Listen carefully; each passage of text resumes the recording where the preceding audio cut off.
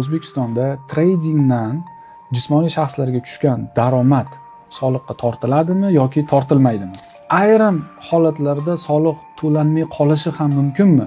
Nechta trader deklaratsiya to'ldirib 12% daromad solig'ini to'lab qo'ygan xorijiy platformalardan? Albatta bizda har bir xorijiy platformadan, xorijiy yuridik shaxsdan kelib tushgan, jismoniy shaxsning hisob raqamiga kelib tushgan pullar haqida ma'lumotlar soliq organiga keladi. Deklaratsiya qilib, hammasi soliqqa tortilyapti. Hamma ham ilohim foyda qilsin, ammo zarar qilganlar ham bu yerda bor. 50 ming dollar zarar bu holatda. Albatta bu holatda ham deklaratsiya topshiradi. Daromadi chiqmasa, demak jismoniy shaxslardan olinadigan daromad solig'i ham chiqmaydi. Bo'lajak moliyaviy bozor ishtirokchilari, traderlar, investorlar va fuqarolar to'g'ri ishlayman va kechalari yaxshi uxlayman deyishi uchun qanday qadamlarni boshidan o'ylab qo'yish kerak bo'ladi?